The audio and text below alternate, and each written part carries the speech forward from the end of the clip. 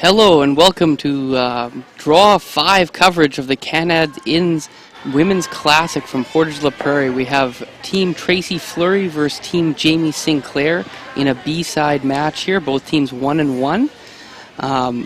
Team Tracy Fleury drew the pinhole for the draw to the button to get hammer, and we have lead Monica Walker drawing in the house and a hit exchange occurring currently.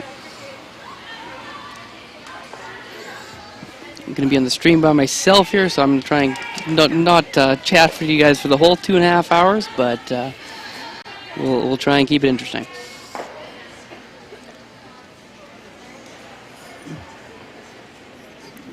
Roll out there for Team Sinclair lead Monica Walker.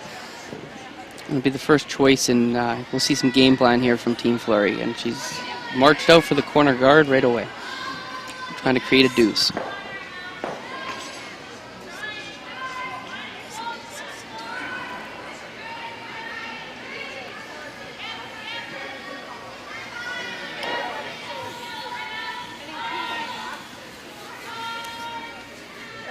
The second here from Team Fleury lead, Kristen McCush.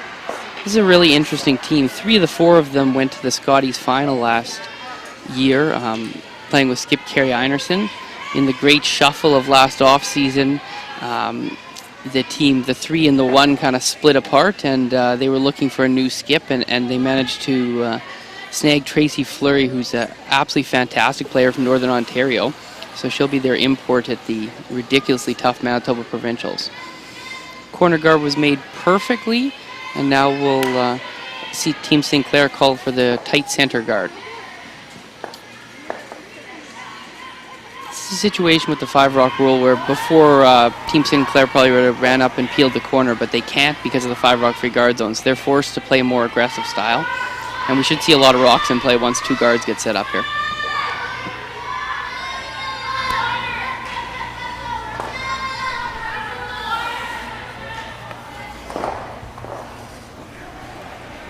Liz, you got it.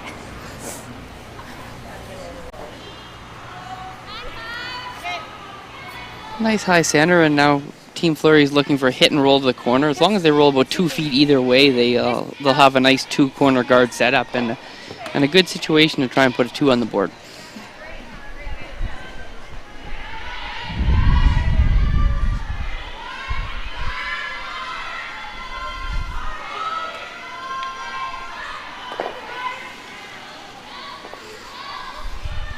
Doesn't quite roll as far as they would like, and now leaves a center guard that Team Sinclair will look to draw around here.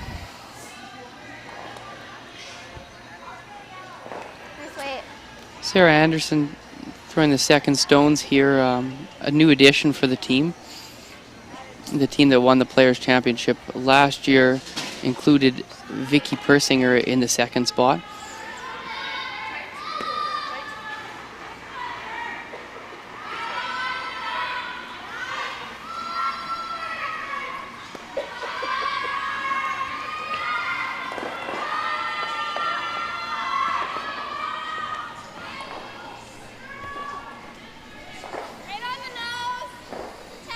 Came up a little bit light there, but a nice tight center guard in a dangerous position, and Tracy's team realizes that right away and goes to the takeout here to protect against that stone hurting them later in the end.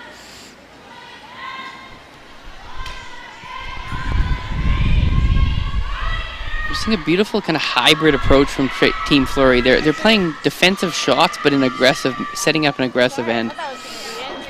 It's something that's really being developed now with the 5-rock free guard zone, where even defense has to look a little bit different than it used to.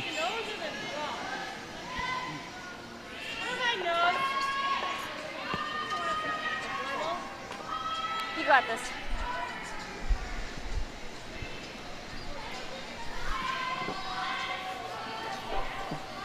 Third, Alex Carlson called for a nose takeout with a control weight hit. 9-5. Lots of room. 9. Pull up. Sarah.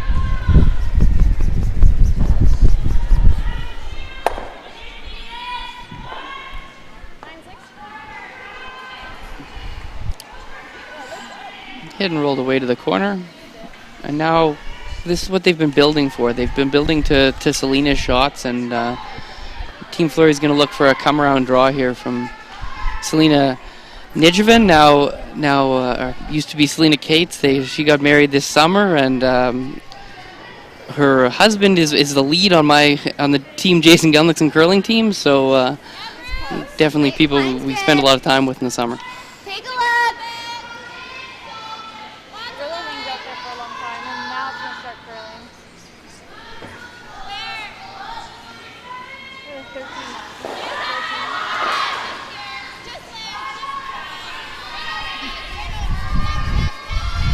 13. The ice here this week is made by Greg Owasco, who's one of the absolute best ice makers in the world, and he's got arena conditions basically in a curling club here in Portage. We've seen some of the earlier streaming games, some of the teams that aren't used to playing on arena ice so much, lots of crashing and wrecking on the guard, whereas these teams who are more steady and have been in the slams for a long time, they realize that curl is going to happen. If anything, they're missing on the high side, which is kind of like golf. It's kind of the pro side miss. You'd rather not be sweeping to miss the guard all the time.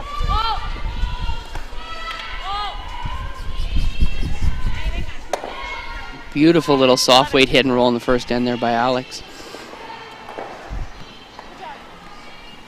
Nice shot, Alex.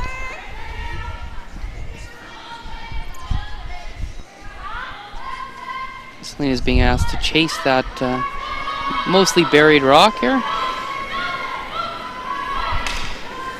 Close. Yep.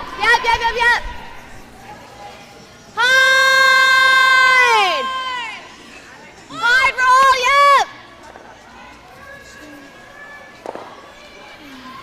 That rock just took off, got out of the good path that they had been playing in, and the weight came down and it curled a ton. Here. Yeah, I think they've been really hanging out there for a long time. Yeah, I don't mind a hair more for me. You got it. Okay.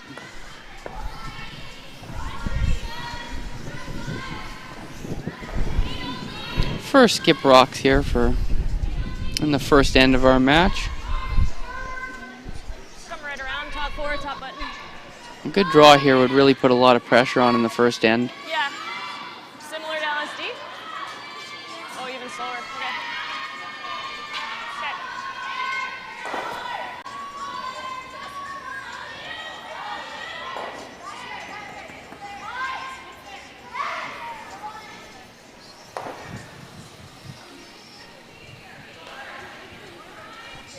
Quiet.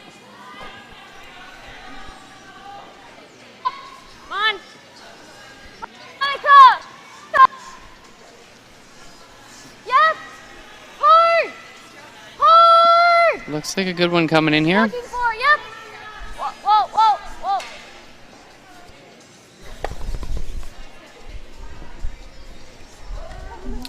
Not exactly where they were looking for it, but a very good spot. Mostly buried and tough to remove both the yellows, so Tracy will have a delicate little tap here now.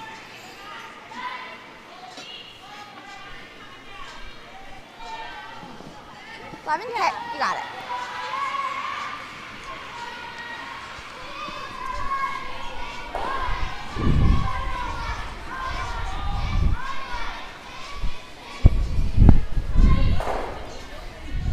So Jacob Horgan's brother Tracy here, or sister Tracy here is in the hack.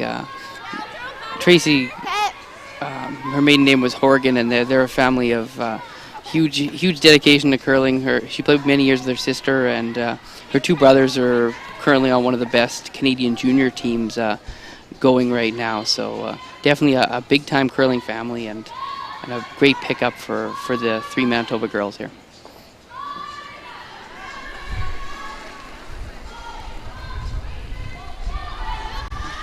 Close, yep. High. Oh. Okay. Tracy wrecks on the guard there, but it's a good shot and it opens it up. Definitely, if you missed wide there, you would have had an extremely difficult last shot. But with the way they missed that shot, she opened it up and definitely gives herself a chance on her last one. Team Sinclair could just put the guard back up, but they're trying to go right to the button, and with a perfect draw would basically create a situation where they're very likely to steal one in the first end here.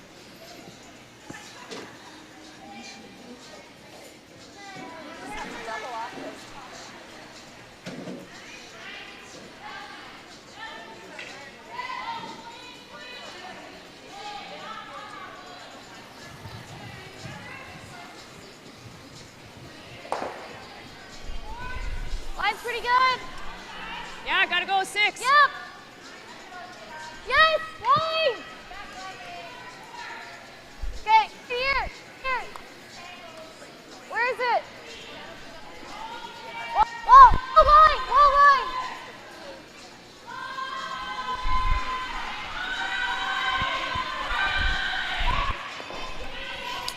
line. They're looking for one in the top 4 there, but the guard was definitely a very, very good half shot, and definitely in the tolerance of what they were looking for.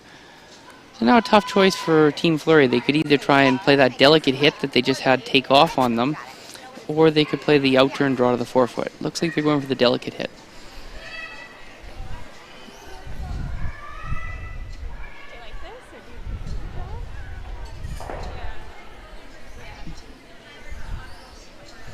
They also could play this hit more firmly and just remove one rock and give up a steal, but kind of live to play another end, so to speak.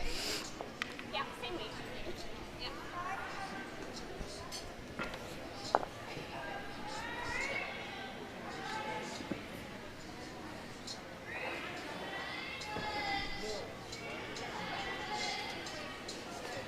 Tracy Fleury in the hack here with her last of the first end.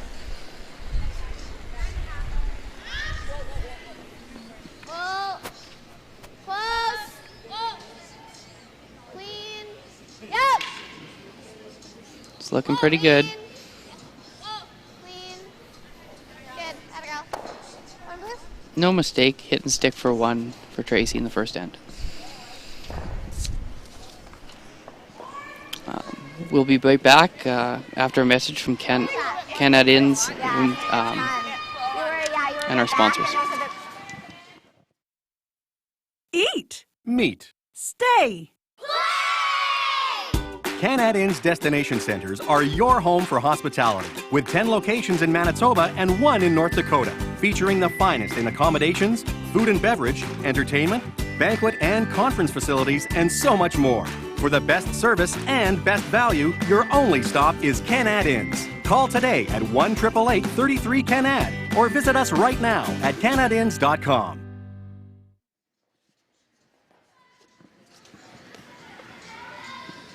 And welcome back from the Tavern United broadcast booth in Portage La Prairie, Manitoba. We have a fantastic B-side matchup here between Team Tracy Fleury and Team Jamie Sinclair. Team Fleury's lineup is Tracy Fleury at skip, Selena Nejevan at third, Liz Fife at second, and Kristen McCush at lead. Kristen McCush throwing her first rock here.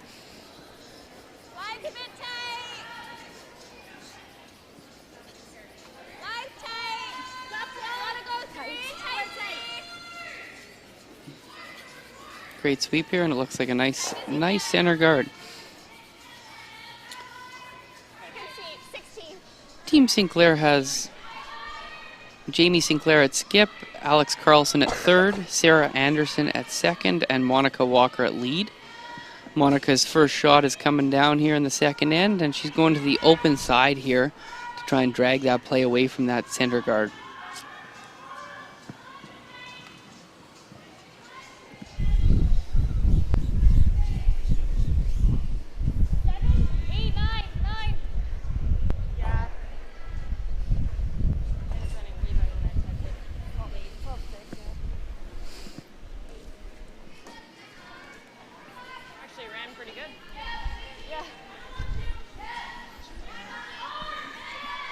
that's an interesting shot. It wasn't what they were looking for, but the sweepers right away said that's basically what we had a guess. We hadn't seen that path as much. Pre-game, they're throwing a ton of draws to the buttons, about 16 per team on each side of the sheet. So in that path, they're very sure of the weight. But when they have to go to a different path, it's going to be a bit of a guess, and the sweepers guessed it was going to be heavy, and it wasn't. So probably a pretty decent throw, but obviously not the result they were looking for. You can switch. We're top 12. As far as you can. Yep, keep going. As far as you can. Let's make this one good. Just in the top of the house there for Kristen McCush. A really nice pair there, closing down the middle, and exactly kind of what they wanted for the first two shots at the end.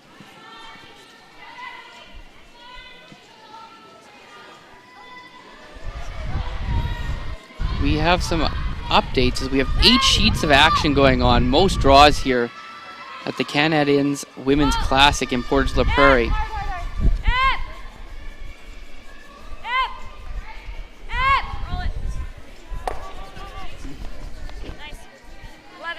Nice little hit and roll from Monica Walker. On sheet 2, we have Team Froud with a 1-0 lead over Team McLean. On sheet 3, we have Jennifer Clark-Rear with a single over Beth Peterson. And on sheet 6, we have Amber Holland with an opening single against Corey Christensen. Okay, got it. We'll try and keep you updated. As the scores go up, I'll try and keep you updated so that you can keep it locked to the stream.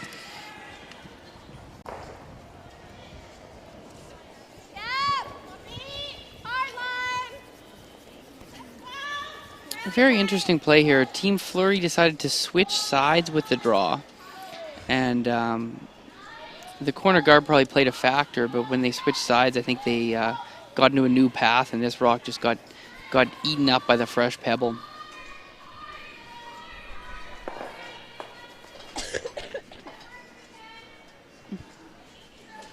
Second center guard doesn't hurt Fleury's team overall and forces Team Sinclair to draw around the play to the middle here with Hammer.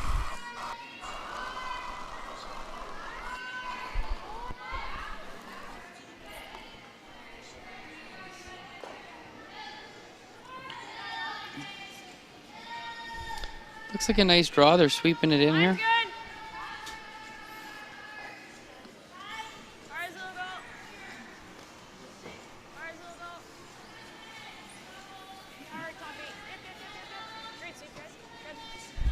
Very nice shot, top 8. And now Team Fleury will have to decide whether they want to play an aggressive end or they want to play the run back, and not much time to make that decision. Right into the top 4 they're looking for. And it'll be just about managing this path here where they have one take off on them on Liz's first.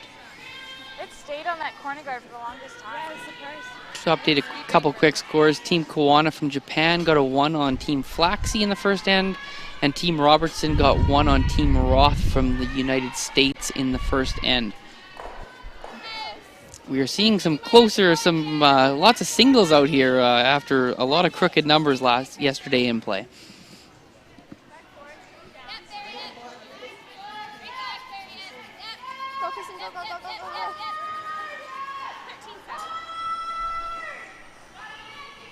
Really nice draw there by Liz, and is going to force now a chasing dig shot on a tricky piece of ice. So this is an excellent position for Team Fleury.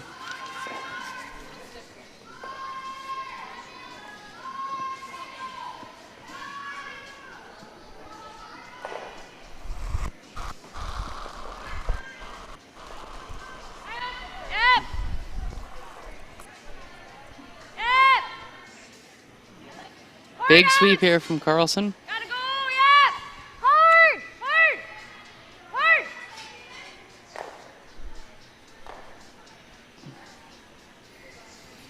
She wrecked on the guard, but a little bit of promotion of a side rock. There's 2 more biters now in play, and the yellow remains dead behind the guard, and the blue is now open. So, pretty, very useful miss there. Is it a little bit of an overcurl? guess we call that Plan B. Maybe we'll call that Plan B. What else do you need? Yeah, but I think our blue one is our common net. I think. Tracy, who's third? No, who's third? They're really close. This is the old skips. You don't want to be wrong on who's shot between the two biters, so you don't even really look at it. Just throw the guard up here. I think so. Okay. I think, but it's close. Okay. Okay, let's make it. The players are allowed to measure the rocks at the end of the end to find out who's shot, but it is a tricky thing in curling and probably will change in the near future with technology. It would be nice to be able to measure them in that situation so that you're making a strategic decision with complete information as opposed to half information. So that's something that we'll probably see technology fix in later years, but right now we don't get to measure the rocks during the end.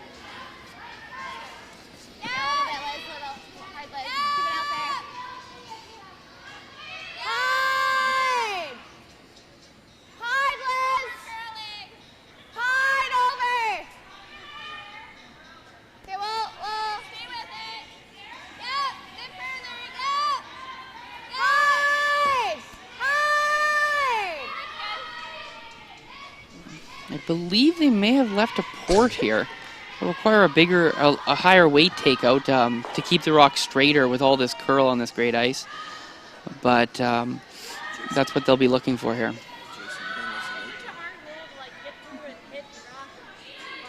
Yeah, I like firm.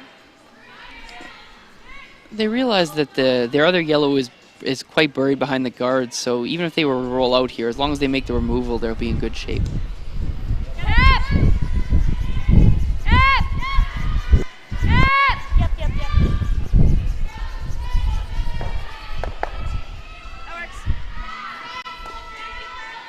Just failed to get through the hole there. Full sweep all the way and just ticked the guard.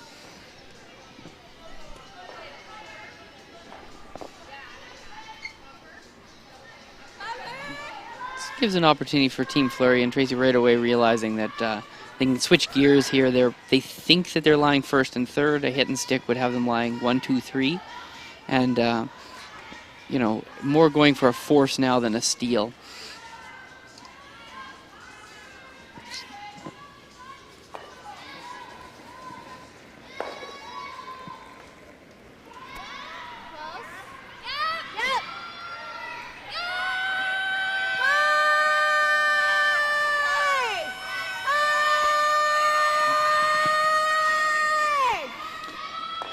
This rock is taken off and wrecked on the top blue.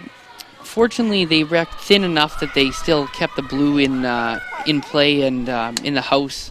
So not awful result.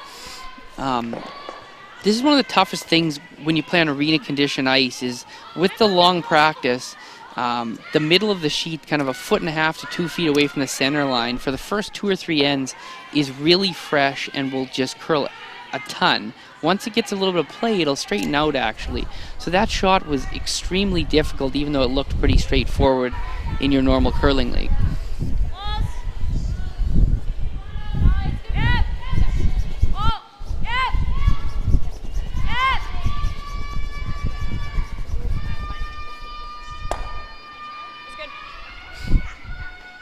Big sweep there, and they got the hit and stick that they needed to lie 2 with hammer.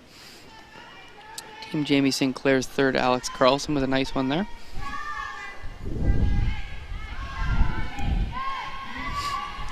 Tracy Fleury will attempt the fairly straight back double, about a 3/4 high strike here with some firm weight. It would eliminate both yellows and hopefully keep the shooter in play.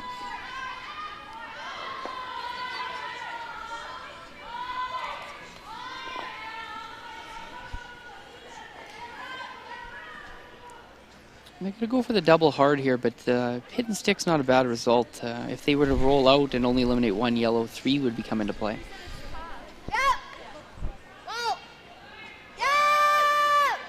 Looks very close here.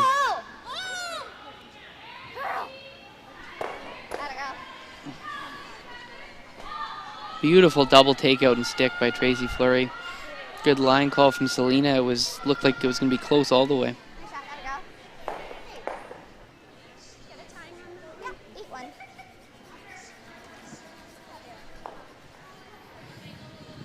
8-1. It does leave a tricky thin double here for Team Sinclair to potentially lie two again. The rocks are always going to be kind of clumped up now together, so we could see a series of doubles and a blank here even if everything was executed absolutely perfect.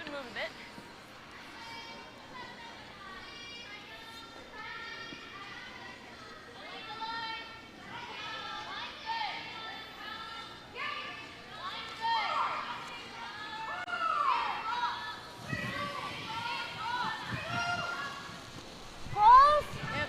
Wall. Yep. Yep. Yep. Hard. Hard. Hard. Yep. Little hit and roll there. I think it's still the double. Yeah. Remains shot. Just gotta hit this one first. Yeah. So Pio? Yeah. Pretty natural pocket double here for Team Fleury. It's pretty much in the crotch. Yeah. Okay, but we have to hit that Yeah. one first. Yeah. Okay. You got it.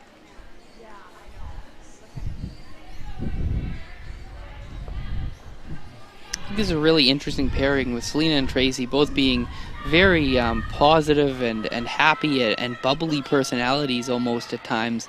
It's going to be very interesting to watch them work together and just the positivity that they kind of bring as a back-end duo. You see a lot of stoic skips and that sort of thing, but they definitely bring a fun to the game that's interesting to watch.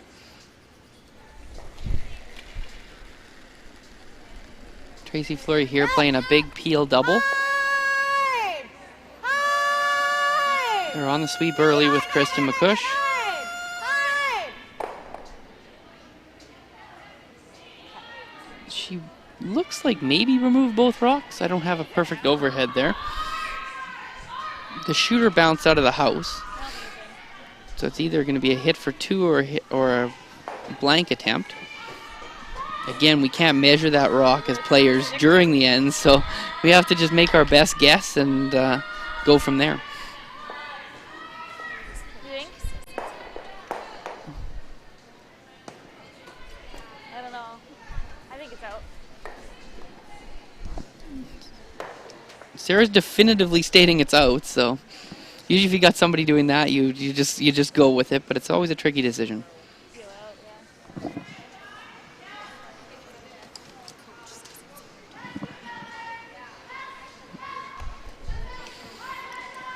It's always fun up here in the broadcast booth. We've got both coaches kind of milling around watching the match, and I got to be careful what I say about their teams. So a lot of fun, but it looks to be from our view that that one's out, and they're going to play the peel for the blank.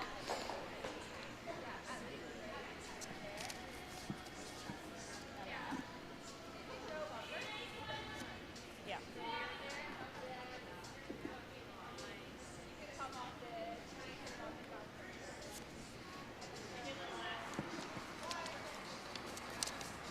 Last shot, second end, Jamie Sinclair. Yep. Yep. Hard. Hard. Yes. Hard roll. Hard roll. The hit and roll out was made. We're going to have a measure here, but before that, we'll They want to measure that. have a moment here from the sponsors of this wonderful event, and we'll be back with much more curling to come.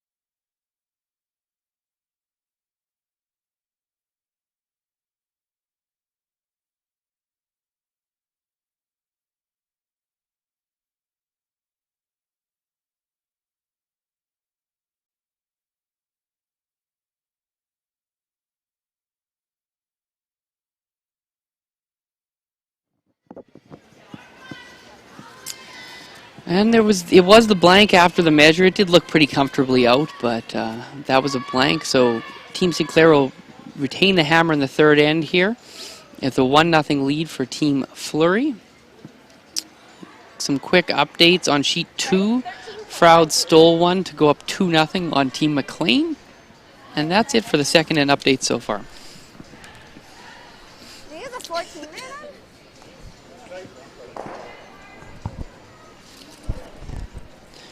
It's only back Kristen 4. slips just back 4, and Yeah. Team Sinclair lead Monica Walker will be asked to throw the corner guard. Yeah.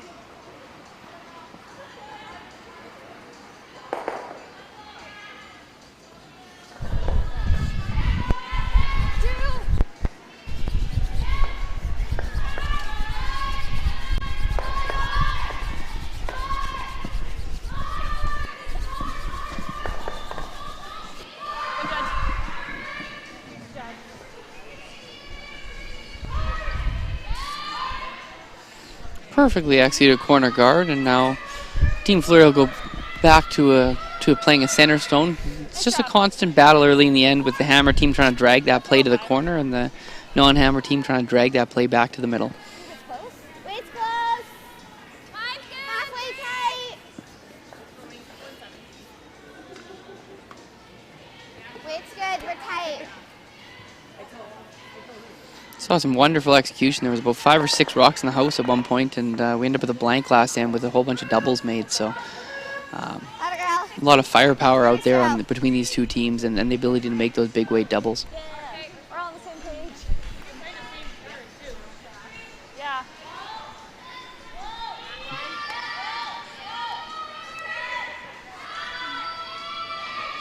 Some kind of tick shot is being called here.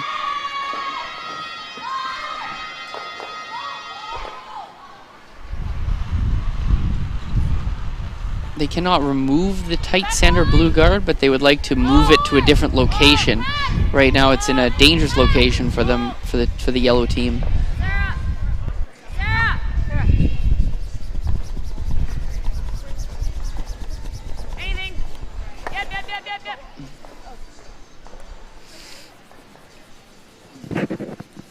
So this back 8 position that the blue rock is in now is not a very dangerous position at all when you have hammer.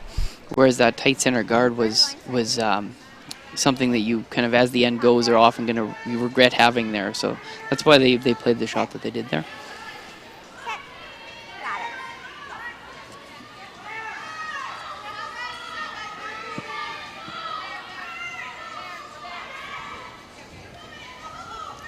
it. Liz Fife being asked for a nice top 4 draw here. Top 4. Top 8.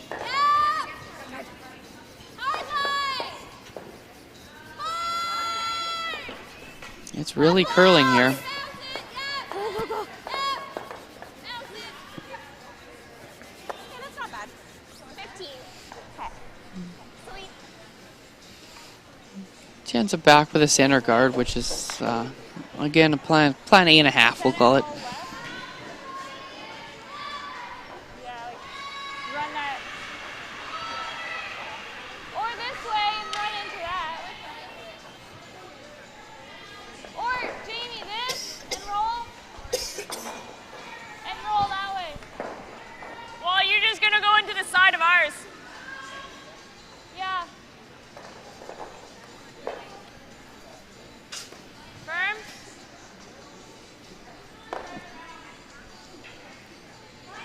Sarah Anderson being asked to play a run back clearing shot here. In turn, peel away.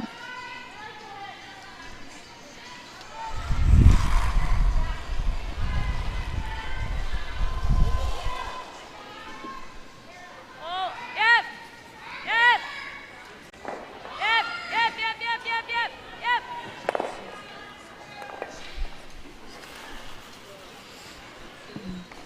That was my bad. Run back made.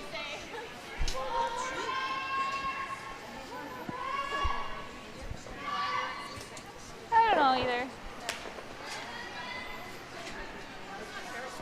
Liz will be asked again to go top 4 around this guard. I think curled more than she thought or something. Top 4, top 4, top 8.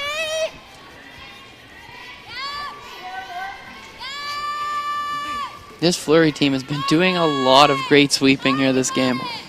They're really managing the ice well. Okay, you're fine, you're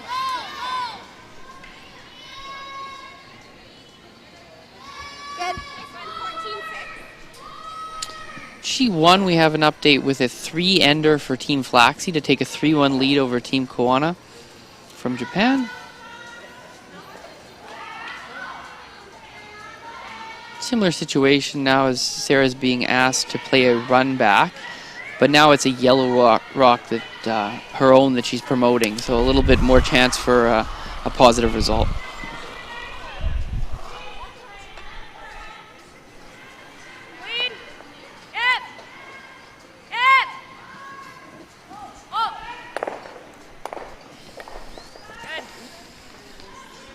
Run back double made.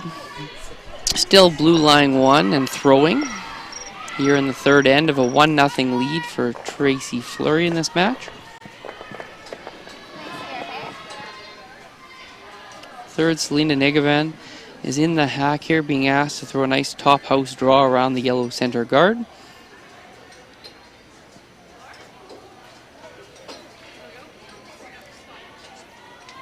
Quick update here on sheet 3. We have a steal of 1 by Team Clark Rear over Team Peterson to take a 2-0 lead after 2.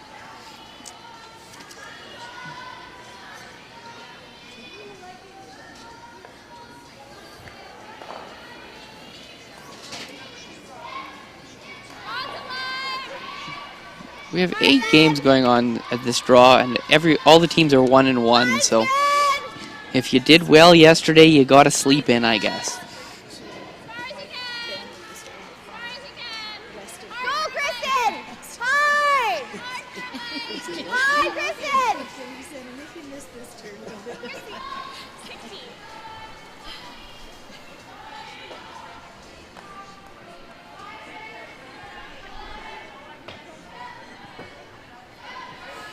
Draw came up a little bit light, but still is blocking all routes into the 4-foot are kind of limited. There's one little hole, but both the natural draw to the button pass have been blocked up here now by Team Fleury.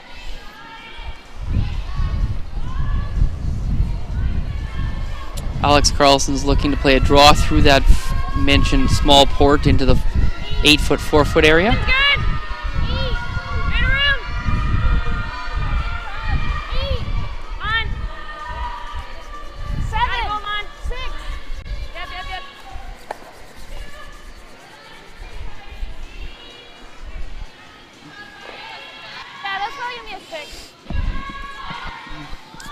Ran a little bit straight on them, and they promoted their the guard.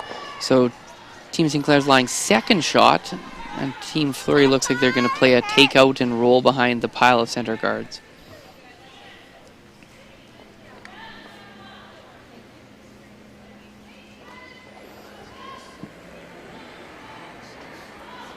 Out-turn takeout being attempted here by Selena.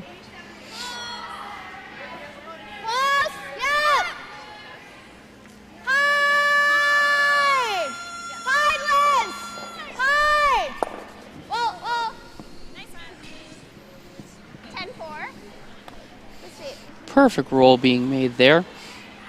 A really nice control rate, and they use the sweeper as well.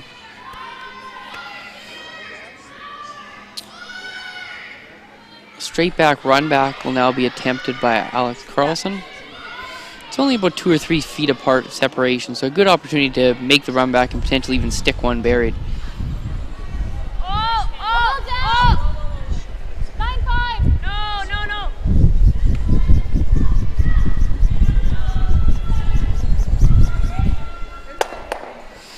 Made perfectly. Interesting decision now for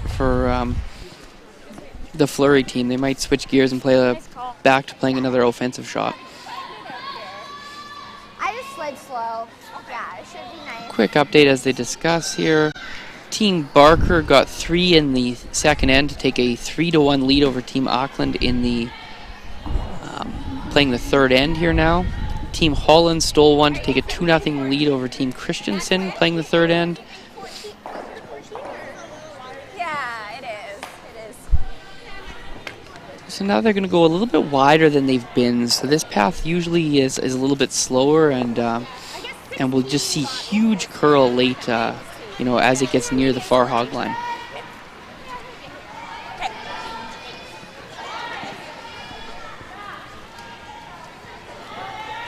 This ice is so fantastic. The men's classic was last weekend. I got fortunate enough to play in, and getting to play on this ice, you can just make all kinds of shots that you cannot in most curling clubs. Hard line! Okay, line's good! Room! Yep! Whoa, whoa! Whoa, no.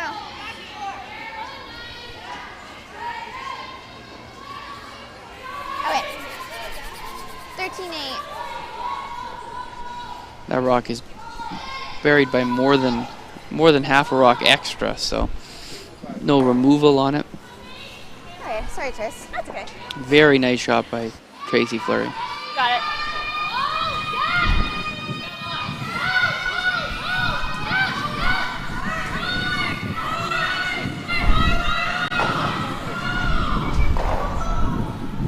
Sorry, missed ya.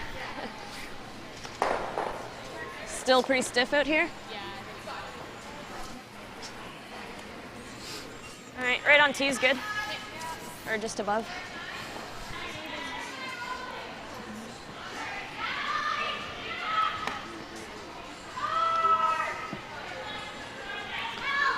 Jimmy Sinclair on the hack playing a draw to the T line.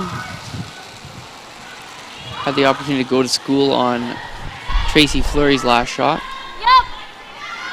Line through. One. Yeah.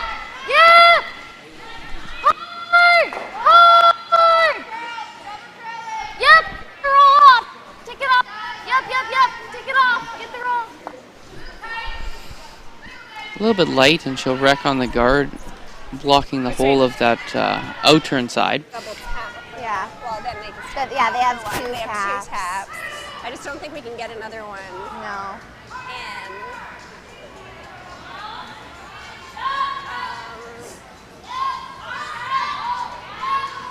But I'm like guarding that tap. She's got to go quite wide for that one. Yeah. Okay. Yeah, there's no way we can bring another one. We would never bring another one in, eh? Okay, let's just guard it. Okay. Which way do you like coming? This way? Okay. Got it. Really great discussion there. There's like a high one. Selena and Tracy kind of went through all the options. Liz was down at the far end. She often is the front end member that kind of brings a little bit of the strategy discussion, where Kristen just kind of made sure that she kept the house clean and did more of the standard front end house cleaning duties there. That was a really great work by the whole team to bring it together and be ready for the shot. Looking for a center guard to block the 2 yellows in the middle, which is that double tap is being seen as the easiest option for Team Sinclair to get in for a single point.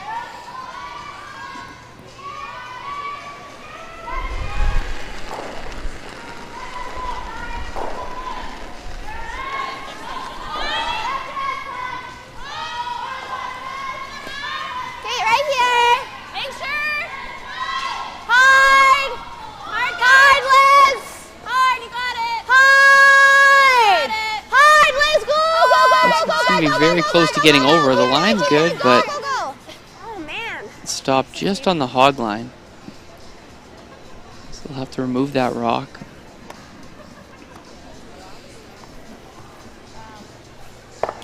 This is draw. Just- stayed straight for a long time.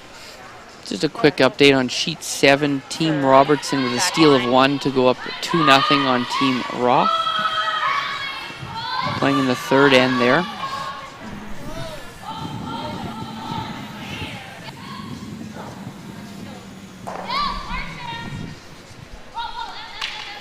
Pretty much knows. Thinking back line. Playing a double tap here, and this is always a really hard shot on ice that swings that much. Straight ice taps are very easy, but on ice that curls 5-6 feet, this is always a tougher option, and that's why Team Fleury's kind of left 1 or 2 taps here.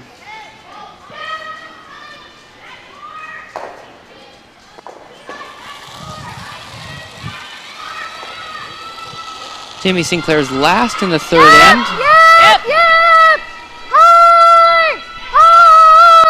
Hard! Hard! We're by it. This is over curling. Whoa, whoa!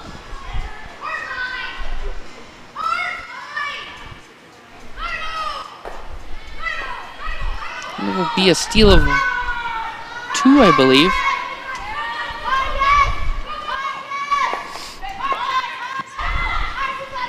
We'll be back with much more curling from the Canadians Women's Classic in the Portage La Prairie Curling Club after a moment with our sponsors.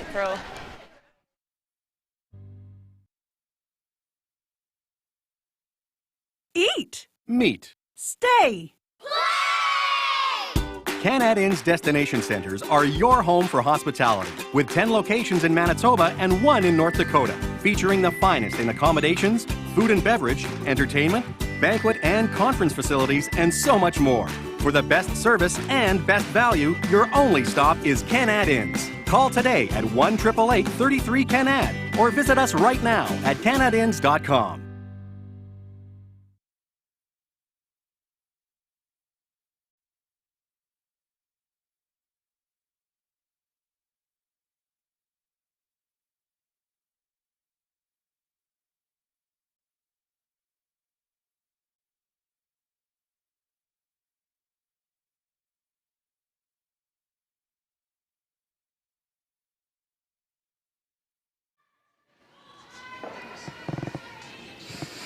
And we're back at the Canadians Women's Classic here in Portage La Prairie, upstairs in the tavern with great food, great drinks. Come on by and watch some great curling.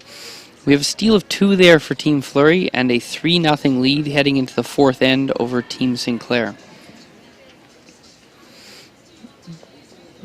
Kristen McCush was just asked there for a nice rock in the 4-foot on the center line, and she gets a nice back 4 center line rock there. Down 3, you'll see Team Sinclair forced to an aggressive style, and they right away go with the corner guard for lead Monica Walker. 2-3. Line's good. On sheet 2, we have another steal for Team Froud and a 3-0 lead over Team Can you leave McLean. to 1? For 2. Then all the way. Yep, bars will go. Perfect corner guard placed.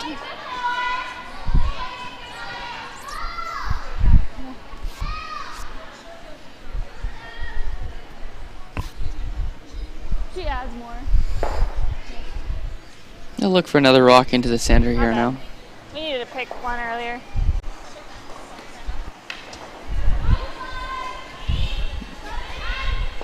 As this rock comes in, Team Christensen got 1 in the 3rd end to be down trailing 2-1 without hammer in the 4th end against Team Amber Holland on sheet 6 here in Portage.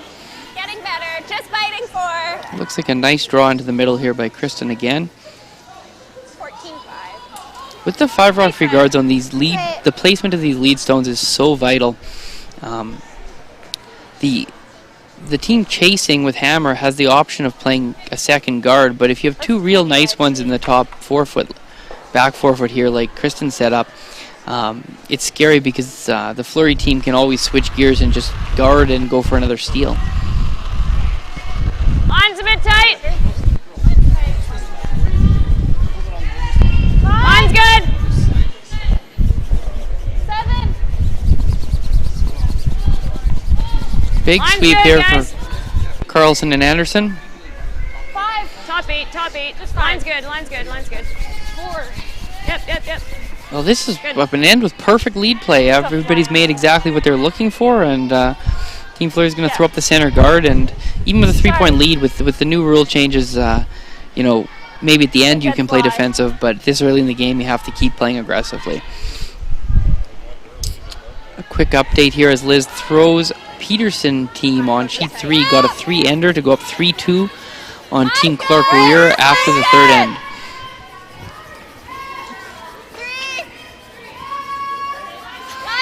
You see Kristen kind of swiveling around the rock. That's a common sweeping technique now.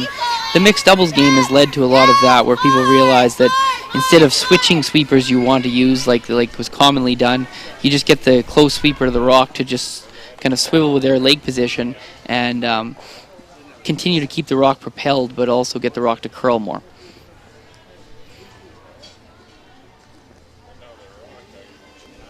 Oh, the scoreboard has been updated in a big way here on sheet 8 with Matsamara blanking and then getting 1 and stealing 2 to take a 3-0 lead on Team Laura Walker. Yep! All the way, guys. Hard outs. Big sweep here. Hard outs. Hard outs. Yep. Yep.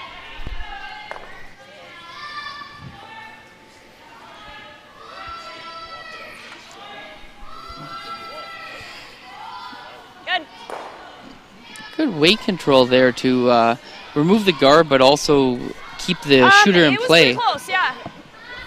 Okay.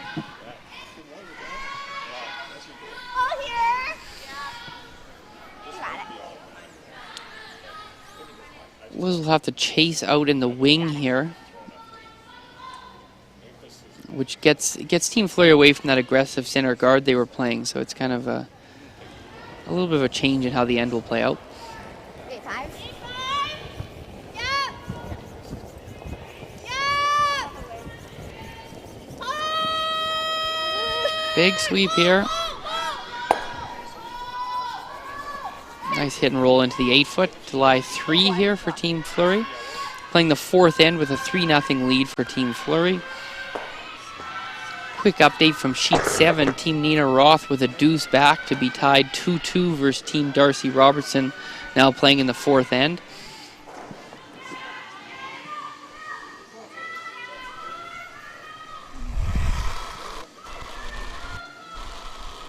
Yep.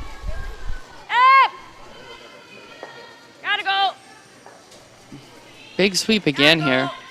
Right out of the hand, which usually is a sign that the throw is a little bit off the intended target line. It's a good weight. I got 10. Hit and roll here, and I think just peel. Team Fleury will go up and peel the corner guard.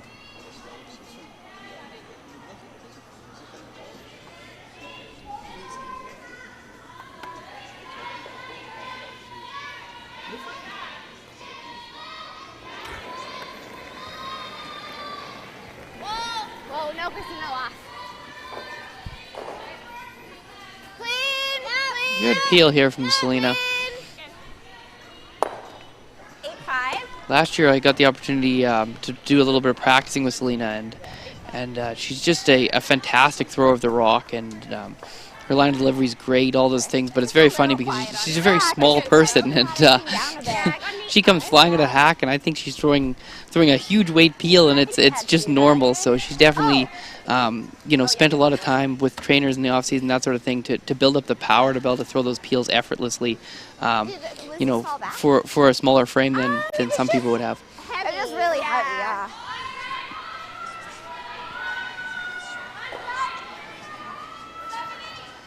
Right to it. On. Bumping. Yeah, I'm on. Yeah, keep going. Hard, man. Line only. By peeling that guard, Team Fleury and lying 2, Team Fleury realizes they've dragged the play to the rings this early, which is good. They'll need to make one double to get out of trouble, but they understand they're going to get 2 or 3 chances at it. So I think you try to tap it a foot to unlock it. or I'm completely off base. Like hitting the top one?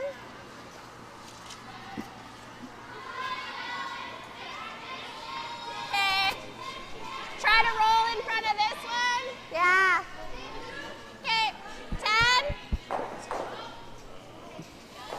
I really like Selena's call here. I mean, the point of peeling the guard is to protect against the big score.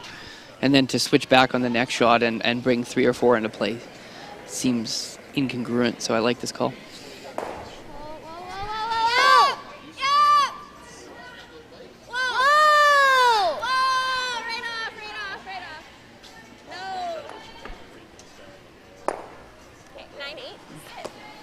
And a little straighter than they thought it would. Hit and roll to the very corner of the rings. Just out, but still a good shot, and makes when you got a 3-point lead, making the other team work for 2 is great. Quick update from sheet 5. Team Ackland with a deuce back to tie at 3-3 against Team Barker. This will be a very interesting team. Both teams mainly play on their respective Manitoba and Saskatchewan tours, and this would be one of the bigger events on both their schedules this year, so it'll be interesting to see how that battle takes shape. Line's good. 8. Here Alex being asked to play another phrase and really maximize the challenge for Tracy to remove any rocks.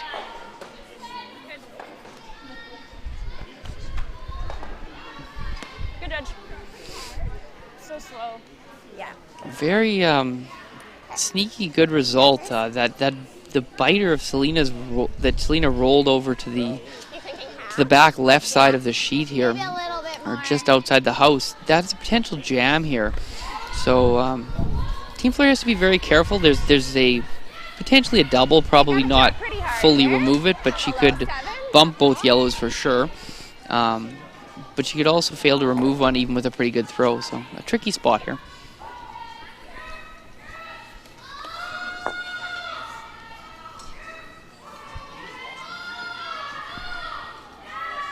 Tracy Fleury in the hack here, playing a peel weight removal, potentially a double.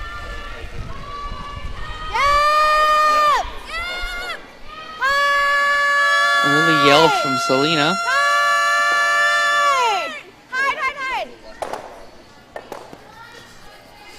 And she basically hit it exactly where she wanted to, but didn't remove either yellow, unfortunately. And set up a fairly routine double here to lie 3 for yellow. I turned mine in, though. Still gonna guess there. Yeah. Very bad luck there for Team Fleury. As Jamie goes down the ice here, we'll get a quick update on sheet 1, where Team Kawana has got a deuce to tie at 3-3, playing the 4th end against Team Allison Flaxey, which carries on with Kate Cameron handling the skipping duties this week. This is an interesting development here, as Kate's someone who played a lot of skip in juniors but has played mainly third in the women's game. So it'll be interesting to see how she guides that strong Manitoba squad this weekend.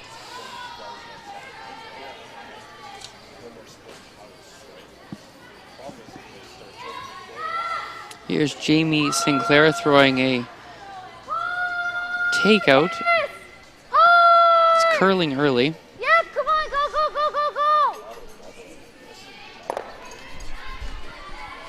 She's only able to remove 1 rock and lose the shooter. 9-9. Good sweep, Alex.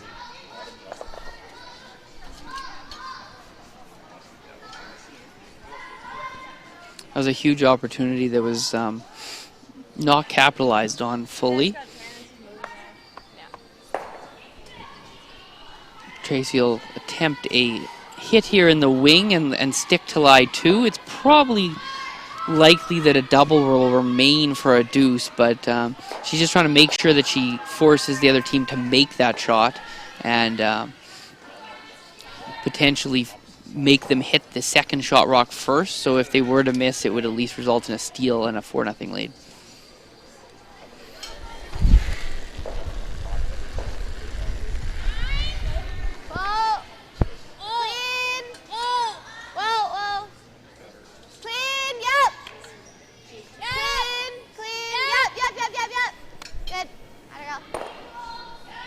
Beautiful shot there, right what they were looking for.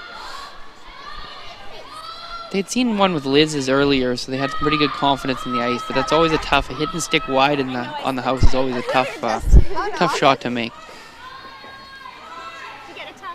people tend to slide much more accurately towards the center of the sheet where the hacks are, and as they move out to the wing, they tend to, any slight flaws you'll see in players' deliveries tend to show up more. Team Sinclair now is looking for about a 3/4 rock double takeout for 2. Need a lot of weight here to remove that shot rock in the forefoot all the way past their biter. A little less. Third.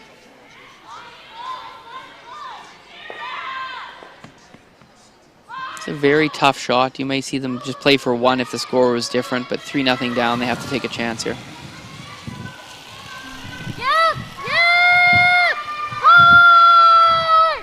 Monica Walker on the full sweep here.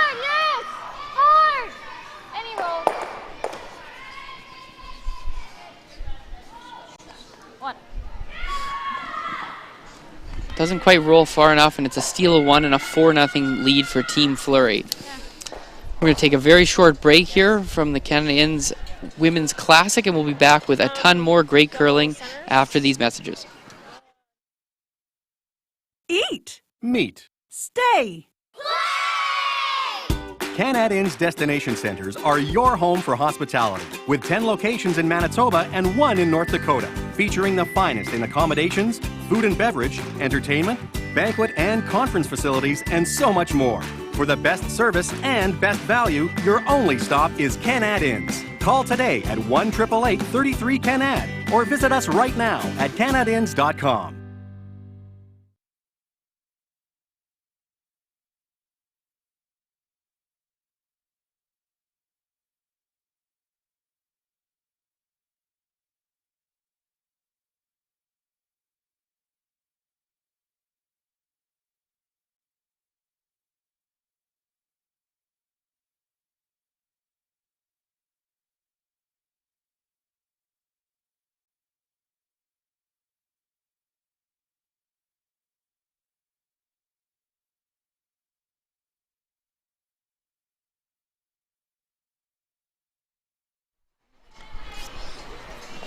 And we're back from the Portage Curling Club, the Canada Inns Women's Classic here.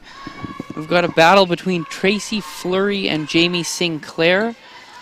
An early 4-0 lead for Team Tracy Fleury, playing the 5th end of action. We have 8 sheets going on right now. To update a couple scores, we've got a 3-3 game between Team Quanah and Team Flaxey. 4-0 now for Team Froud over Team McLean with a bunch of steals in that match. 3-3 between Auckland and Barker.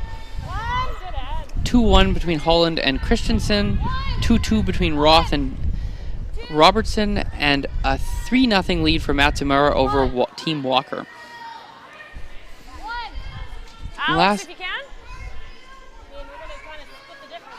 Last end we saw some perfect lead play, and we're seeing more great lead play again here with 2 fantastic lead players, Kristen McCush and Monica Walker. Kristen went top 12-foot there on the center line, and Monica Walker threw a high corner guard. You might see a change in using that 5-rock free guard zone for 2 corner guards now. It'll be interesting to see if this is the point where that decision has to be made.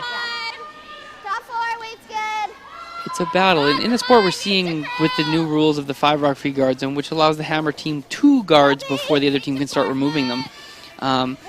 You're seeing more room for comebacks in the sport, which is really exciting, but you're also seeing a lot of blowouts as teams decide when they're going to employ this strategy, because it does have a huge downside risk, and that's maybe what we'll see here is that employed with another corner guard called.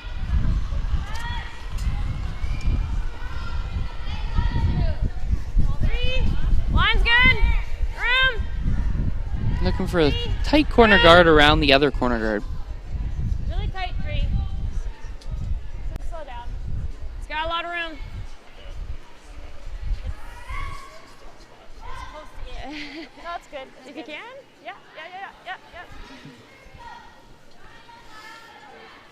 hate that. I'm like, I want it. I really don't want to keep it in the air. Yeah.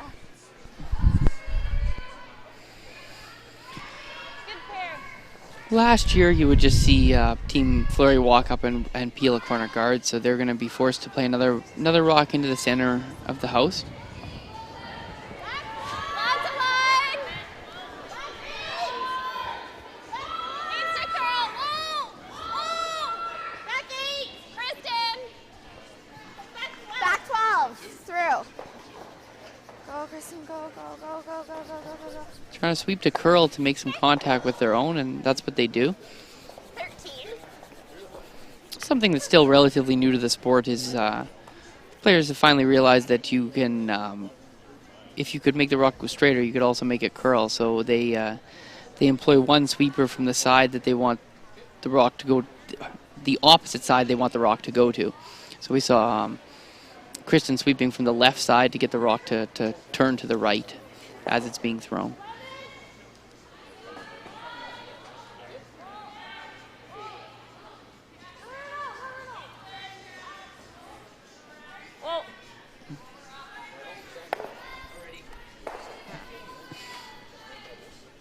A little hit and roll 11-7. employed there by Sarah Anderson.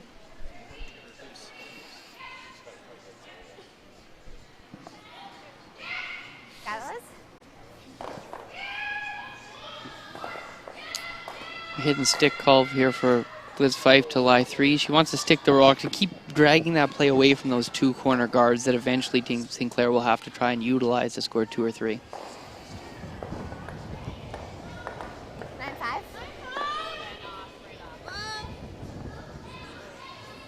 jeez. Can you... A little bit. 9-5. She makes the removal and rolls out of play. Still lying 2, and definitely the safe shot. A jam there would have been would have given that momentum that currently Team Fleury has all of, to some of it back to Team Sinclair. So a smart miss, and Liz is a player with her father Vic Peters was Canadian champion, and she's gone around the game for a long time, so she understands that sometimes you have to be perfect, but sometimes you just have to throw it within the tolerance and make a really smart miss, and especially at second, that can be very powerful for a team. Just leave it.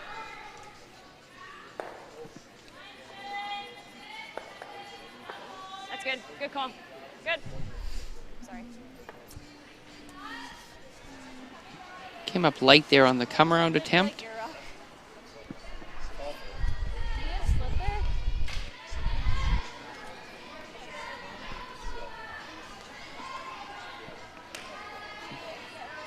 Other than their lead, draw weight's been a bit of a mystery for Team Sinclair this game. I don't know. Yeah, I think so, because we can't get rid of both. Like really tight? Okay. Okay, we're crossing center. Okay.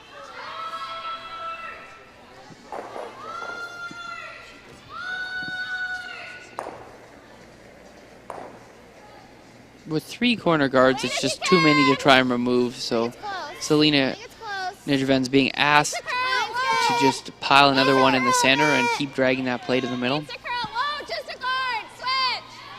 Okay, line's good. Just a guard. Line's good. Line's good. Yep, little bit. Yep. Nice run. 15-5. Beautiful tight center guard. Definitely up 4. You're not used to seeing teams throw center guards, but I think you're going to see more and more of that kind of play where it's just like you can't outwardly protect, so you might as well protect with offense. Hack, she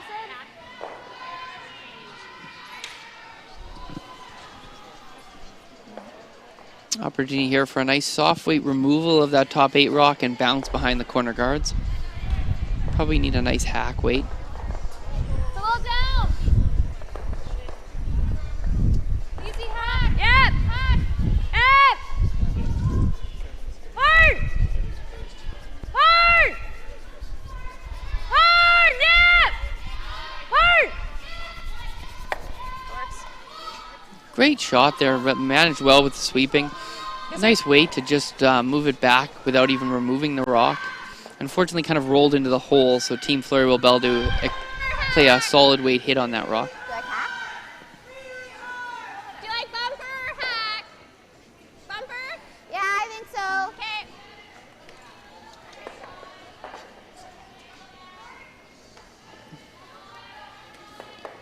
Selena Negovin in the hack here, prepared for a nice soft weight takeout to lie 3. Yep. Hard. Hard. Yep. Hard!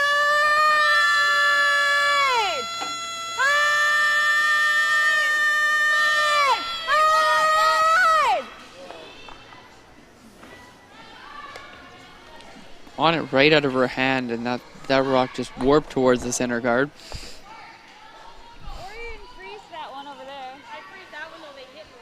The offenses are waking up on some of the other sheets here as Team Peterson steals 2 to take a 5-2 lead on Team Clark-Roweer, playing the 5th end on sheet 3.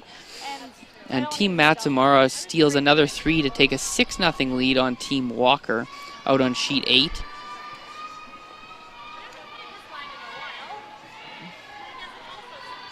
Me too. Trying to spread the 2 yellows out in the house here now. Alex Carlson's being asked to throw an out-turn draw to the far corner of the house. Maybe make a little bit of a freeze bump. Line's good. Room. Room. 5. Piece of the 8, guys. Piece of the 8. Make sure. Yep. Hard. Hard. Go. It's close. Good sweep. Nice line. Good sweep.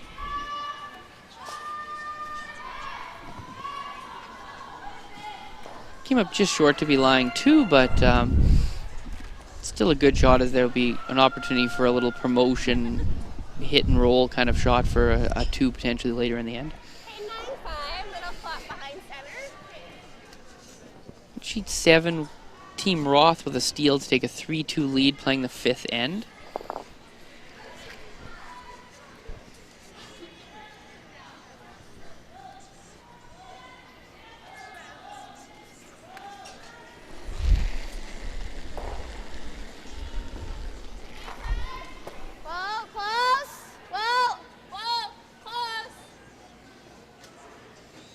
Nice takeout being played here by Tracy Fleury. Anything, Kristen? Looking for a little roll. Whoa.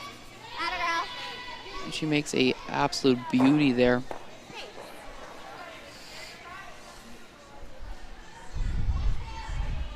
Atta girl, nice shot. Hey. It's a 10. Okay. Top 4. Yeah.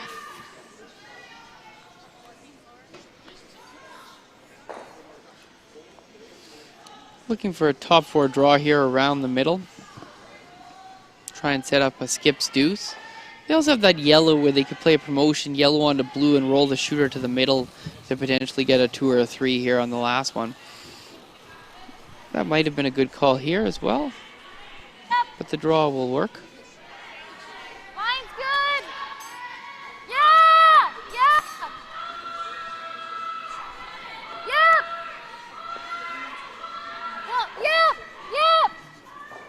Whoa.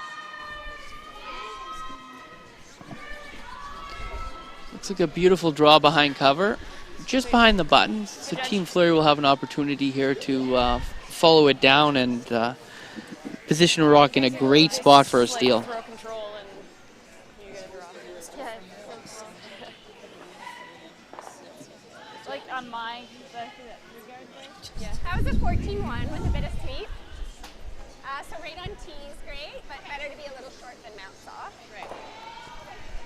I think Tracy taking a hog-to-hog time on Team St. Clair's rock so that she knows what she's got to throw for her own rock. As Tracy settles in the hack here, Team Auckland with a steal of 2 to take a 5-3 lead, playing 5 against Team Barker.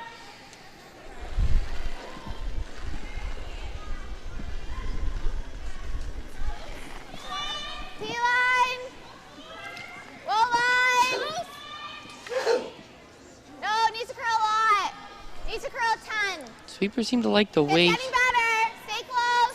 Right line's to hanging it. out there, but it's Make coming in control. nice. Kristen, if you can. Just here. gonna just be T very line, just close. T line. Okay. And it is a beautiful shot.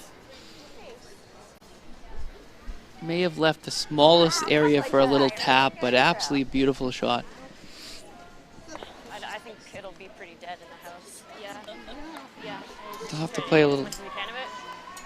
Gonna have to squeak the guard again. Almost the exact shot they just threw. Again, will probably result in 1 and maybe even 2. No. Okay. What do you think? Yeah, I mean, we threw that tap along this line. Yeah, but it was like top 12 weight.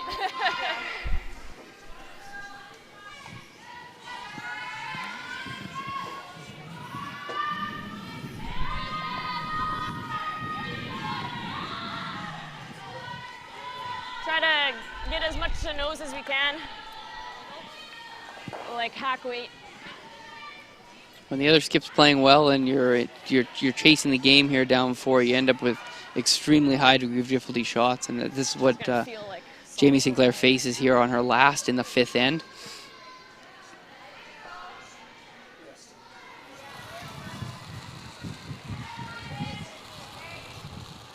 Yeah!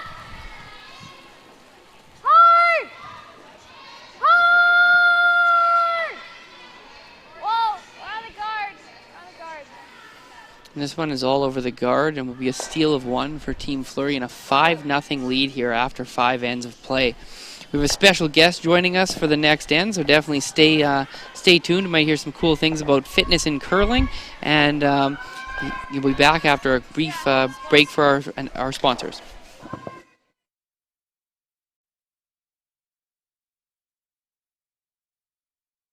Eat. Meet. Stay. Canad Inn's destination centers are your home for hospitality, with 10 locations in Manitoba and 1 in North Dakota, featuring the finest in accommodations, food and beverage, entertainment, banquet and conference facilities, and so much more. For the best service and best value, your only stop is Canad Inns. Call today at 1-888-33-CANAD or visit us right now at canadinns.com.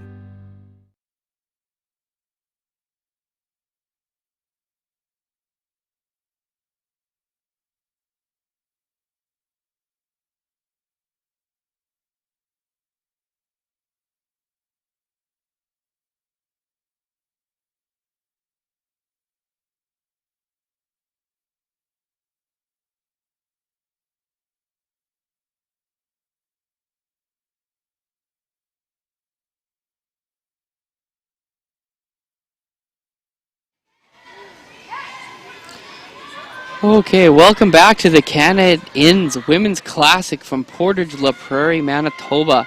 We have a 5-0 lead for Team Fleury over Team Sinclair here, playing the 6th end of this B-side match. And we have joining us a trainer from Winnipeg who I guess we call it stable of athletes that he trains is unmatched in the curling world. Adrian Honish is joining us here. How's it going, Adrian? Hi, Jay. It's going well. So Adrian is as a trainer, and he just I don't know how many athletes did you say you have in this event that you've worked with over the past few years? You know what? When you asked me to come out here, I thought I'd take a look last night. There's 32 athletes in the event that at some point I've trained. That's crazy. How many different teams is that going across? It's 15, and you know I like to not count all the Japanese teams and Chinese teams. Obviously, I couldn't work with those, so. Yeah, no, exactly. You got a limited options there. So no, it's this summer personally, I was looking to improve that part of my game, and I basically looked around to see who was at the top of that field, and everybody was Adrian. So I went to that gym first day. I almost died, really almost died, but it's been a great journey. And here today we're watching Kristen McCush put on a show, both with her shot making, but also her sweeping. And I see her every day. She's definitely one of the athletes training with Adrian. Yeah, you know what? Kristen's a great athlete. She trains hard. She's so dedicated. You know, she's getting me up early in the morning to get out for 7 a.m. workouts. So it pays off here when you watch it for sure. Oh, you just see the improvement in the play of the players who put a lot into that. So when you see athletes, and you have all across the spectrum from some of the very very very best players in the world to players who play a little bit more recreationally, competitive but recreationally. What do you see? What's the biggest difference between the athletes that end up at the very top of the game versus the athletes that maybe don't quite make it to that top level? You know what the biggest thing is? I mean, I'll coin this answer here as at the elite level, you're doing the right things more often. When it comes to training, obviously their intensity gets up a little higher, but the things they're doing don't have to be that different from what rec curlers could be doing. It's just the intensity and how often they're doing it. That's probably the biggest difference. Yeah, it seems to bear agreement in the gym. Obviously training with Adrian, so that's exciting. Right here we've got two nice plays to the center by Krista McCush, a corner guard, and then a draw around by Monica Walker. So we'll see Team Tracy Fleury try and dig out that back yellow rock. Again, with a soft weight hit, because if they remove the guard would come back with this new 5-rock free guard zone. So yet one more shot that used to just be a peel, that's now a soft weight shot that's mainly decided by sweeping. So as all the players are trying to improve their sweeping, what are some, obviously without giving away your secrets, what are some areas that you would focus on with curlers that's maybe different than a volleyball player or somebody else you would train? Yeah, you know what, the biggest focus when it comes down to sweeping is going to be upper body strength. A lot of focus in the muscles of the chest, shoulders, arms. Just being able to put weight on the broom puts a huge demand on the upper body. And with that, just as far as mechanics and trying to get the feet further away and more weight over top of the broom, there's a huge demand on the core strength. So working those abs, developing the core, upper body strength is huge. Yeah, no, and definitely practice what he preaches. The core workouts probably kill me the most of everything, so no, it's definitely fun there. You saw a great little removal, and they got the shooter out of play, which if they would have stuck the shooter there, that would have only been a rock that the St. Clair team could have used to try and generate 2 or 3 points. So very, very nice shot. And this team Fleury suffered a first loss in this event, but after that, they are just looking like they are really focused. It'd be interesting to see how they develop, with Tracy being from Northern Ontario and being somebody who's not with them every day that they'd be more used to. We'll see if they maybe start events slow and then really hit their stride, or if they're able to hit the ground running in many events. Pretty good. Yeah. They're just curling more. Yeah, it's probably only like a 1. Peel attempt here by Liz Fife. But I thought overall your slide. Obviously, there's a huge component of the physical fitness in this sport now, and you just see the players. I mean, they just look totally different, for lack of a better word. There's a point with the sweeping, but there's also, is there a part that you're working towards, in the gym, just for the longevity of some of these events and how hectic the schedules are getting and things of that nature? Yeah, for sure. You know what? It's a combination between events are long. If you're playing a 3-game day and you're on the ice for anywhere from 7.5 to 8 hours, it's a long haul, and even within a game. So we do a lot of work on interval training and working at a high heart rate, short recoveries, kind of mimicking sweeping. You're sweeping a rock as hard as you can. Your heart rate's getting up to 175, 180. And then you got to recover from that, get back in the hack, control your breathing, and be able to throw a rock. So a lot of our training focuses on that as well, just being able to do that time after time through a day, through an event, and still be at your best at the end. Yep. For sure. It's funny.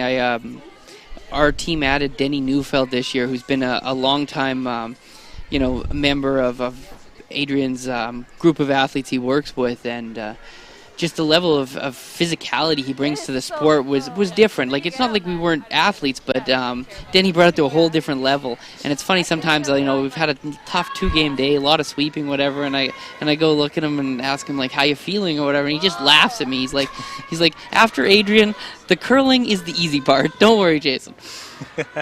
Yeah, Denny's a beast without a question. And truth be told, that's going to be UJ in no time. Oh, goodness, I don't know about that. So, no. Anyhow, we just had a first opportunity here as Team Fleury missed a peel, and now Team St. Clair is going to have the opportunity to potentially create a 2 or 3. It just cuts down the scoring area so much.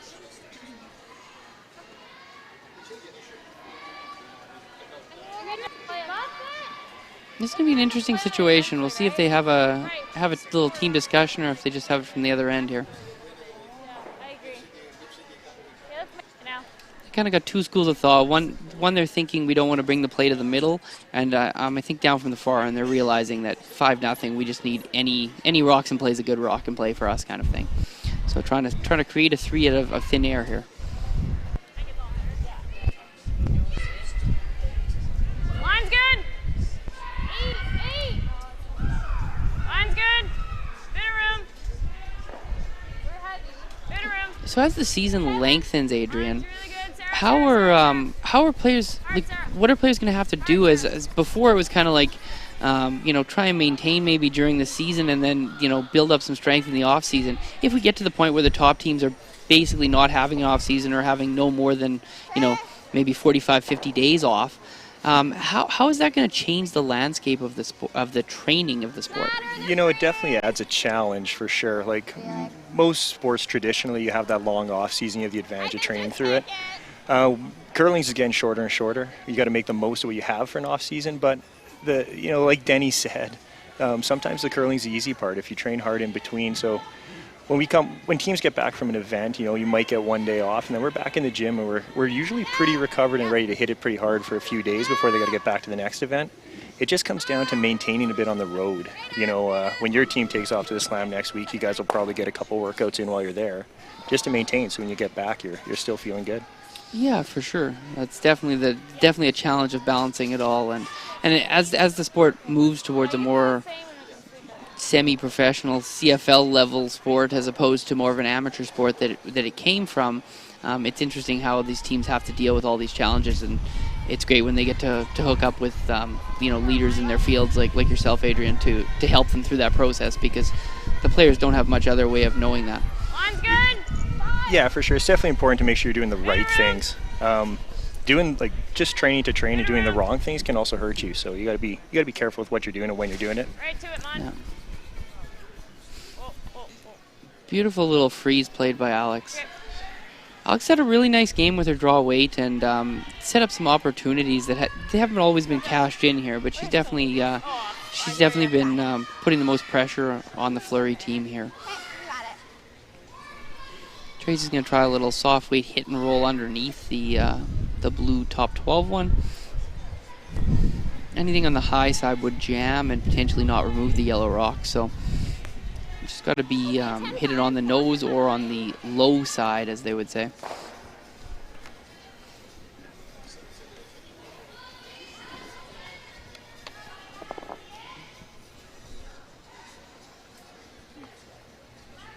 Tracy Fleury in the hack with her first in the 6th end here in a 5-0 game on the B side of the Canad Inns Women's Classic.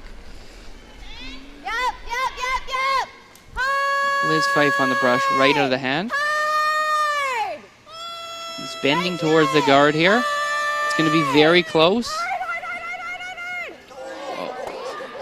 And that is a very nice break for Team Fleury. Just tickling the guard to make a perfect strike on the rock on the top of the button. There you go, Jay. That's why you train. Yeah, you sweep exactly. that 10% less, and The difference there between any less sweeping and that shot would have turned into a disaster, but instead it's a really a perfect result. It's still left a double to lie 2 for Team Sinclair, but most likely 3 is now out of play. So Adrian, what kind of training do you provide? Obviously, if you're providing to 32 athletes at some point here throughout this event, and I mean, there's only 128 athletes in the event, most of which are from not Winnipeg. How are you providing services that allow players to train while not maybe being in your gym all the time? yeah, you know what? The fitness industry is changing a lot, so I've kind of jumped on board in the last few years and started doing a lot more training remotely online. It's a great program. It's a great system that it's app-based, and it allows me to have constant feedback with athletes wherever they are in the world. So I have 2 teams in this event, Team Varnes and Team Vachon. They're both training with me online. Brett Gallant from Gushu's teams come on board this year. So yeah, I've started to do a lot more work online. So really wherever you are, you have access to doing the right things. Yeah, and that's one of the fantastic things for for athletes, but for everybody, is just you're able to access experts that you just wouldn't be able to access just due to technology. I mean, we're streaming right now. Exactly. 20 years ago, this whole concept didn't even exist. So, the technology is allowing those things to transfer and for good information to really get out there. So, Tracy Fleury here with a big shot. She needs a hit and maybe a little roll, but definitely a hit and stick to limit to a 2 here. Same shot as her first one. Yeah. Whoa. Whoa. Kristen!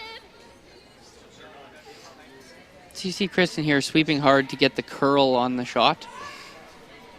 Oh, yeah, fine. And a nice little hit and stick. After flirting with the guard on her first, she definitely wanted to make sure she just was safe and made a removal. And here's a chance, first good chance here for a deuce for Team Sinclair to get back into this match. You're just because you're so used to I being know. taken. I see one of the top. I was reflex, like, I know. I don't know if it's gonna curl. That one moved really. Yeah, that one was more predictable. Yeah.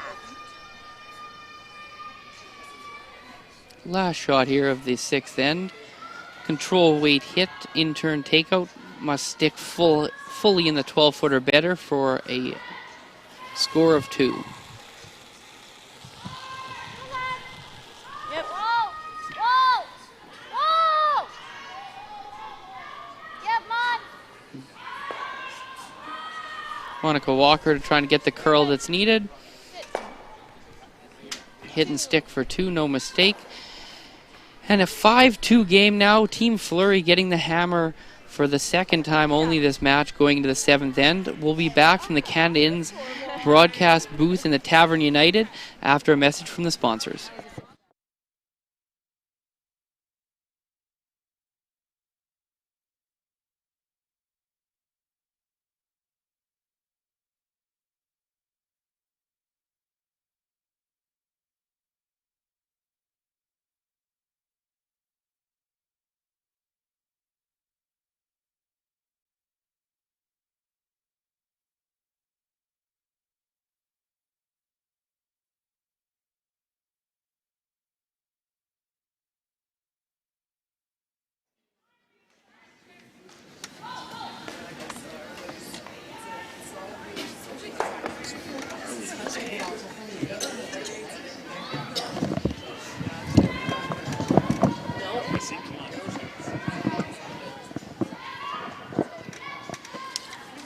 Am I open to the air yet, or? Hello, and we're back here. This is the 7th end. It's Jerry Gertz joining the broadcast here. Jason had to step out for a moment. So this was a bit of a last minute jump in. I'll be joining the broadcast for the rest of the weekend. So I'm just trying to get up to speed in our game here. We've got Jamie Sinclair's team playing Tracy Fleury. Kristen McCouche throwing lead stones here. Sinclair getting on the board in the 6th end with a deuce. Now 5-2 for Fleury. They're trying to tick shot here. Just trying to keep the play open. Good time to attempt this shot. Fortunately, just clicks it a little too hard, and the rock goes back into play.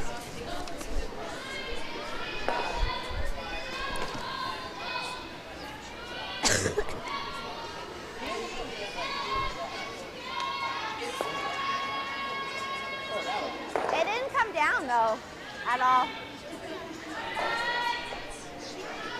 So now I'd expect Sinclair's team to try and throw up a second center guard here. They want to kind of go around this high center guard. The 2 they're calling out means halfway, so they want to take it a little further to a 3 position. Get as much separation between the stones as possible.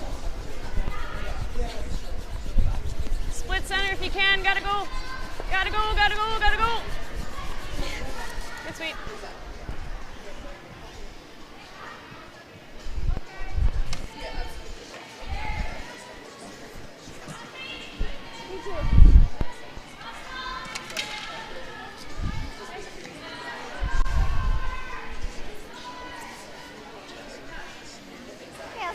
got it. Yep.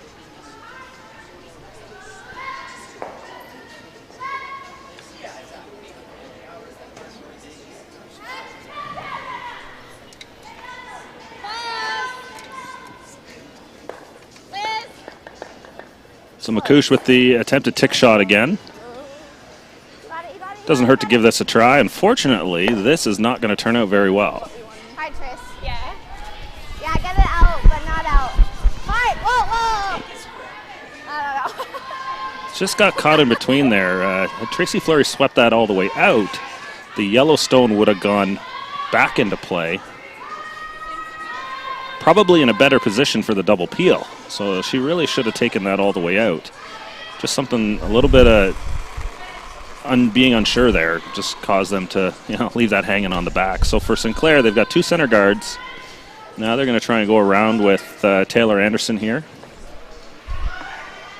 Line good. I believe that actually that's Sarah throwing second stones. Just trying to catch up here on who's in the lineup.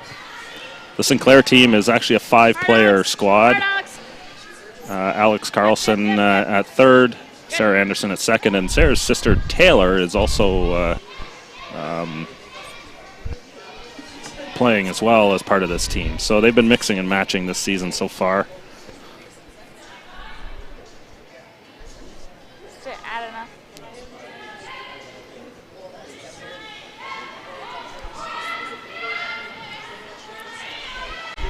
So another rock that came up short there for Sinclair. That's still a good position. It acts as a center guard, a rock in the way.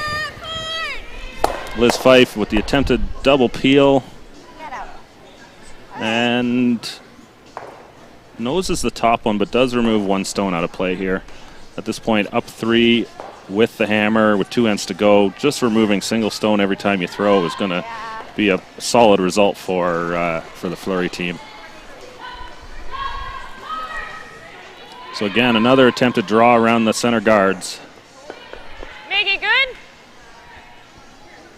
Alex.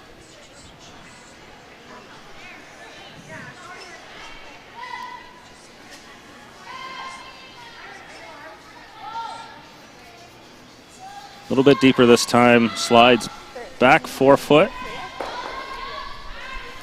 Try again. Fleury's going to Yes, make it. You got it. ask Liz Fife to make a little bit better attempt at this double peel. These two stones are a little too close together for Sinclair, so double peel is definitely makeable here. She can make this shot, she'll open up the end. Big weight here. It's close. Really nice shot from Liz Fife. Rolls to a corner guard, which for Fleury with the hammer is a good spot.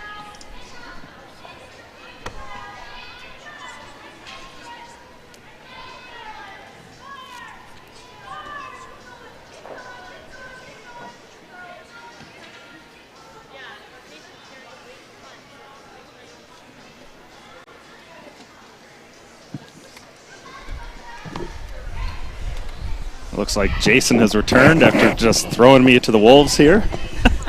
Thanks, Jerry. That was excellent.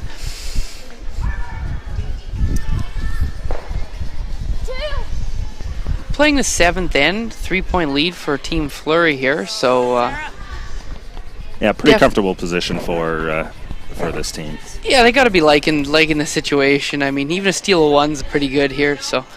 Yeah, so the middle was congested. I'm not sure if you saw that or not. A nice double peel by Liz Fife, rolling to the corner guard there.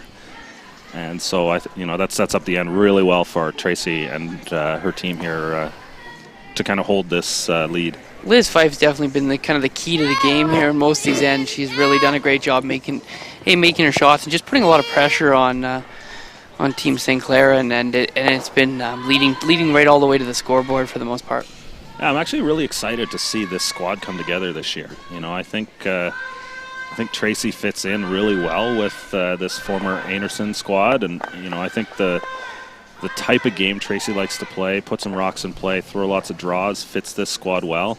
Oh, for sure. They got really, that middle is so solid with the hit game too. So I think they'll be able to keep enough space for Tracy to make her draws, and this team could be really deadly. And it's so funny because it's almost got this You hear they're going to skip there talking with Selena and Tracy, and it's almost like a giggly approach to it, but they're deadly, and it's going to be tough for other teams to compete against them in some matches.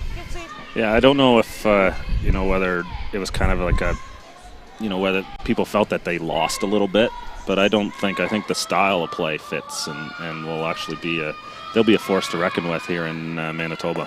We have a fantastic situation where, there's a team that breaks into two parts, and one's ranked 4 in the world and one's ranked 5 in the world. So maybe they're just really good at curling.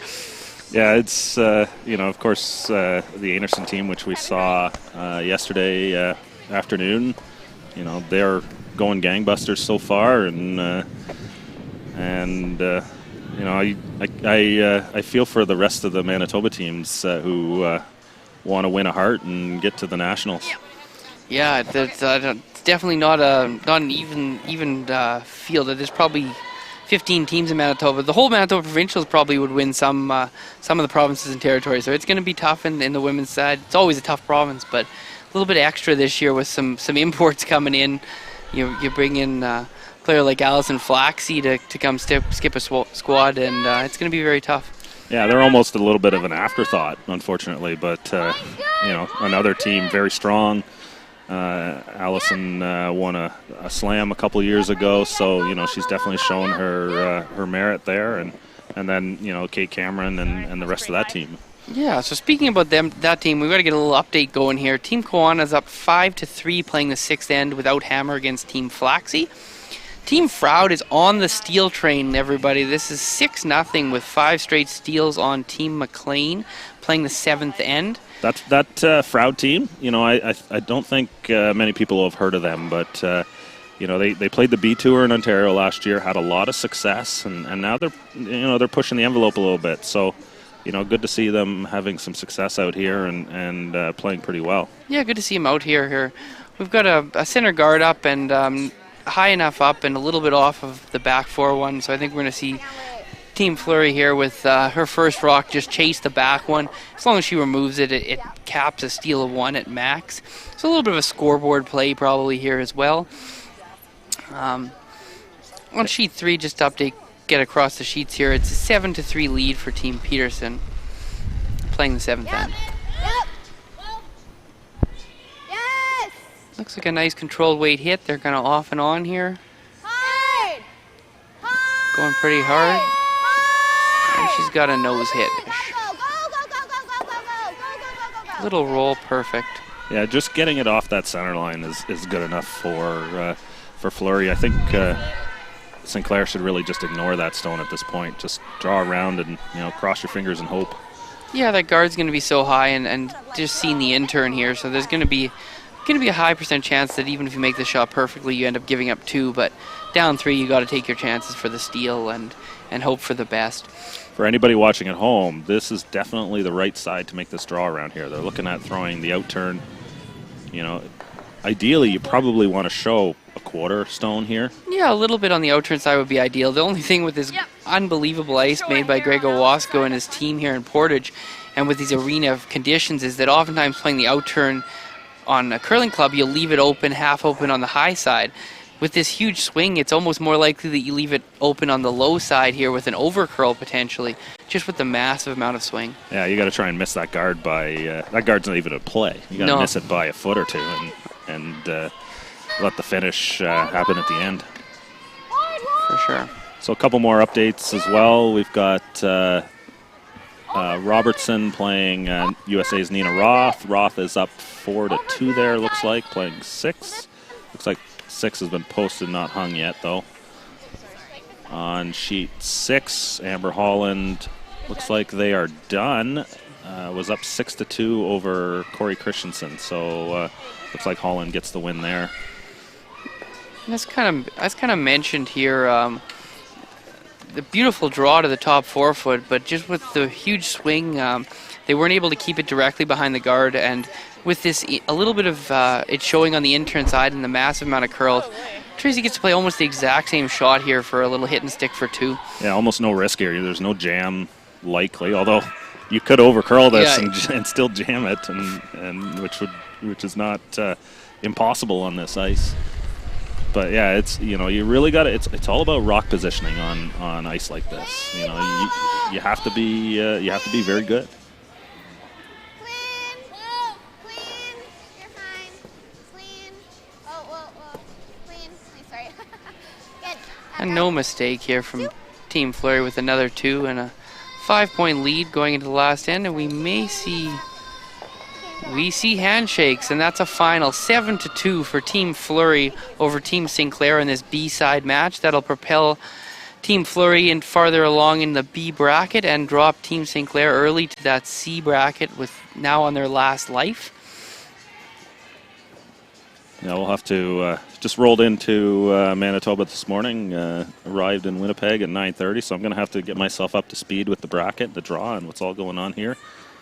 Unfortunately, we have cameras on sheet 4 and sheet 6, and both of those are finals.